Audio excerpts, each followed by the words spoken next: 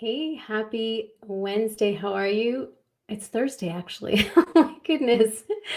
Happy Thursday. It's Rosalia here. I'm back with another live on consent parenting. Welcome and thanks for being here. If you are new, I am a consent educator and sexual abuse prevention expert, and I am here to help parents learn how to talk to their kids about body safety, boundaries, and consent so that they can prevent abuse. And today I'm going to be talking about the topic of private parts safety that is not about touch. And I think this is going to be a really interesting topic for so many of you who, quite honestly, probably teach private part safety. And correct me if I'm wrong, and you can share in the comments. I'd love to hear your feedback on this. But you probably talk about, let's say, safe and unsafe touch. You might be talking about, just in general that that is, where people shouldn't be touching you. You might be talking about the fact that this isn't something that anybody should do, that no one should ask them to touch their private parts, and no one should ask them to touch other people's private parts. So this is typically the conversation that most parents are having with their kids.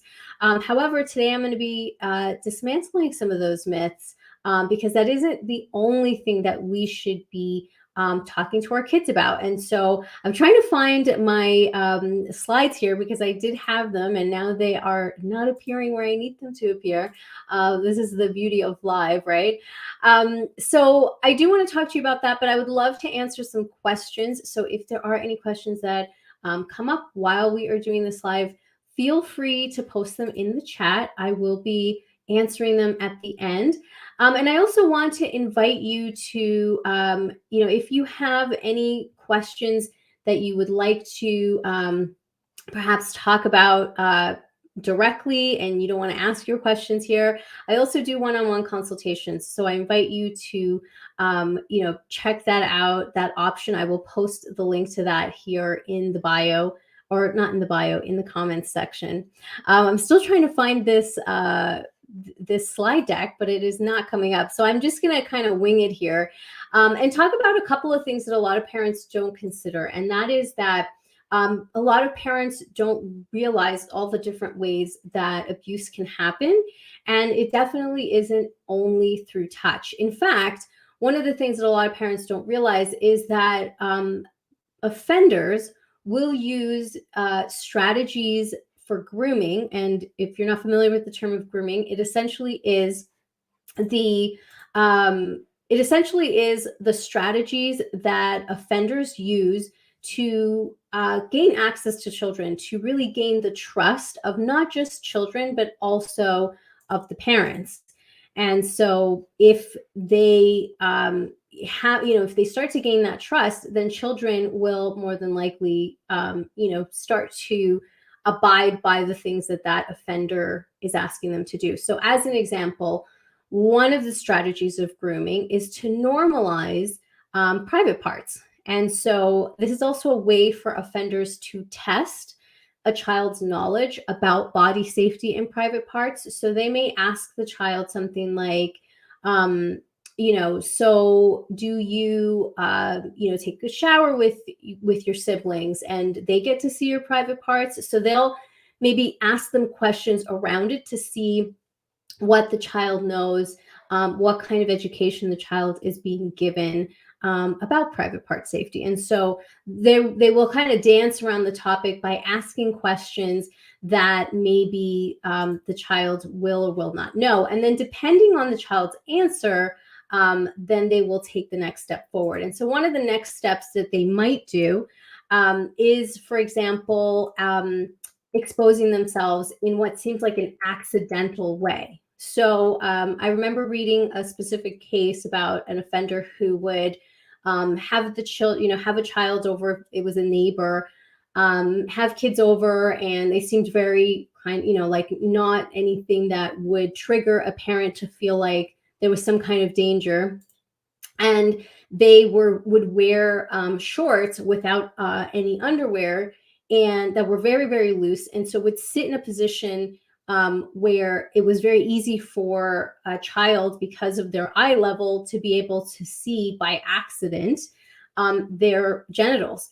And so if the child did not say anything, or if the child didn't seem to make any comment about it to anyone else, then that would be an indication to the offender that this is a possible child to target and to groom. So there are a lot of strategies that offenders will use to essentially gain that understanding of where the child is at. The other thing is that if the child does notice it, then their question then would be, oh, sorry about that. That wasn't, on purpose, to see what the child's reaction is from there. So if the child says something like, oh, well, we're not supposed to see private parts, and we're not supposed to look at things like that, then the child would essentially give a red flag to the offender that this is a child that's being educated in their home, that it's not a child that you're necessarily going to want to target, because they do have an understanding that this is inappropriate. And so that would take them off of the list. So having the ability for a child to know what to say in terms of private part safety can go a long way for protecting that child from being a target. So that's something really important to note about why it's so key to teach kids about private part safety. And that should be, by the way, not the whole picture. I always reinforce that really we want to make sure that children are being given the tools to talk about body safety in general. So I just posted on Instagram the other day that it's important for parents to talk about private part safety along with body safety, as in your whole body is your private property, and your whole body deserves to be respected. And so what that means is that essentially if somebody makes you feel uncomfortable because they rub your shoulder in a way that you don't feel comfortable, that you're also allowed to say that, that you're also allowed to speak up about that, because that is also part of what is going to help keep you safe. Anytime that someone makes you feel uncomfortable, you have a right to speak up about it. You have a right to tell that person that you feel uncomfortable about it, so that they are aware. That is such a great first line of defense for kids, to be able to verbalize and to vocalize and to say, this doesn't make me feel comfortable. Offenders tend to look for children who are very shy and withdrawn and not confident in their ability to speak up. Okay, so I found the slides and I'm going to share them with you. So when you teach your child about private parts, remember that it's not just about touch, just like we talked about before. And like I mentioned, offenders can groom kids by showing them. So offenders know that toddlers particularly may just be learning about private part safety, and that most parents only teach about touching and saying that private parts are not okay to touch. So what they're going to do is try to normalize private part exposure to see how the child responds as part of their grooming strategy. So as I also mentioned, accidental exposure, and I gave you that example of that offender who would test to see which children would say, this is not okay, and I'm going to have to tell my mom. Or if they don't say anything, then that offender now knows that this is potential child that they can start to groom. So they're going to gauge the child's response and see. So this tells the offender if the child is being educated on safety.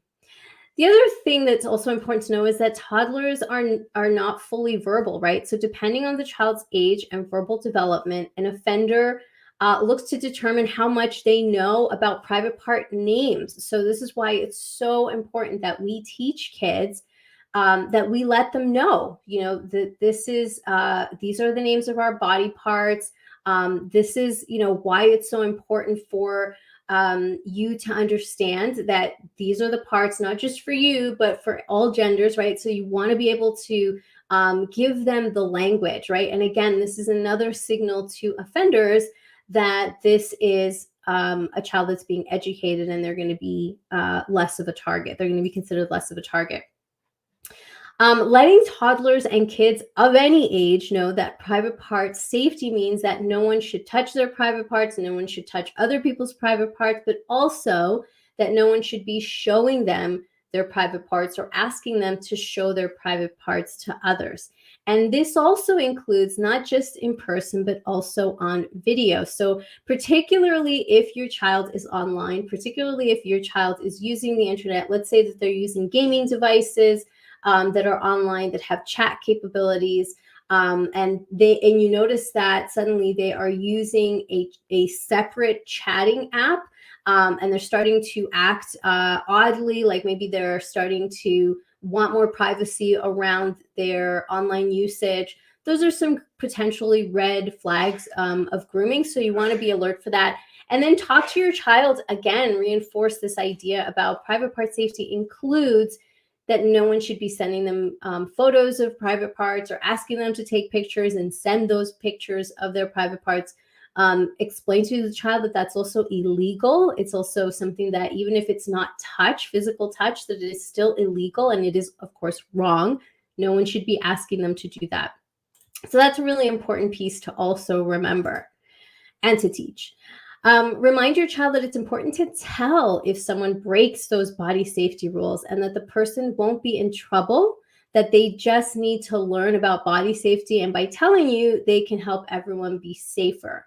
This can encourage the child to disclose anything unsafe and not be afraid to tell. This is also really important because a lot of times we teach kids what's okay and not okay, but then we don't teach them how to speak up about it, how to report, who is safe to talk to about it, right? So we want to make sure that we are helping kids have some of these exit strategy skills in the event that someone does expose themselves. I had a particular parent who consulted with me because the offender in this particular case hadn't done anything physical and did expose themselves to the child, but the child didn't know to say anything because it wasn't a physical touch, which is what the child had been taught.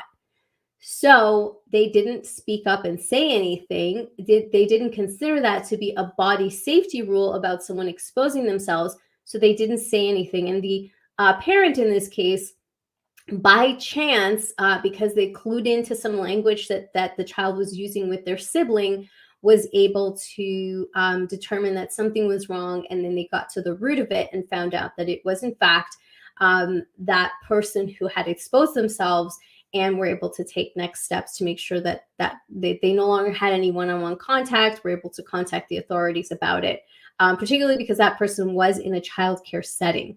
So it's important that we teach our kids about this, that it is also key that they understand and that they don't feel afraid to talk about it. Now, the reason why some parents will say, well, why would I tell my child that that person's not going to get in trouble?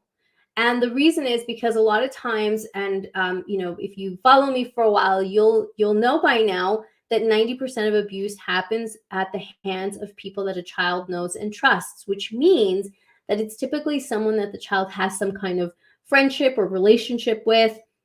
Maybe they're a caregiver, maybe they're an educator, a babysitter, a figure of authority that's in their life regularly that they have some kind of bond with, right?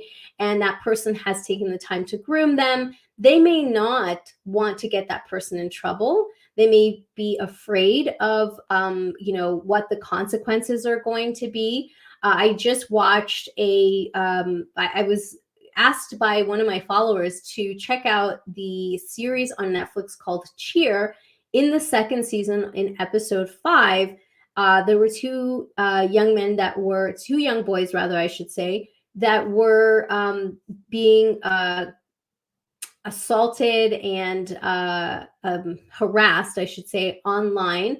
And they were afraid of speaking up about that person because it was someone that the community loved, that they were not sure what the implications were going to be about them reporting. The parent, by chance, found a text message that they ended up investigating further and found out what the situation was. It turned out that this offender had been doing this to like 10 other kids, had sexually assaulted one of them. And so it's really important that we convey to our children and repeatedly convey this message that the person, that breaks a body safety rule, you need to know about it so that they aren't going to continue breaking that body safety rule. So you don't have to say that person's going to go to jail, or that person's, a lot of times parents make the mistake of saying, like, I'm going to kill that person, like if they did something. This is something typically that I've heard parents say, just out of wanting the child to feel protected, like, I would never let someone hurt you, and I'll do whatever it takes to make sure that they don't, that they don't ever hurt you. And so this could actually impact the child in a negative way, because they might be afraid of what the consequence might be to that person. So we want to let them know that it's important for them to tell you, so that they don't continue to break body safety rules with your child or with anybody else. And so that can also encourage the child to know that they're doing the right thing. It's a courageous thing to do. Giving them the tools of how to report that is so important. So I would love to hear your thoughts on this body safety, private part safety aspect that I think a lot of parents miss, and why it's so important. So have you ever had that discussion with your kids? Is it something that you've thought about before? Have you known any other parents who have had situations like that, whether it's because of online, which seems to be, in terms of exposure, one of the biggest avenues of how this is happening more and more with children as young as 6 and 7 years old, especially because kids are online these days more than ever because of online learning and the pandemic. And so it's something that we really need to be talking about beyond just touch. If you would like to learn more about this, I invite you to download any of my free resources. I will share a link in the comments here to let you check those out.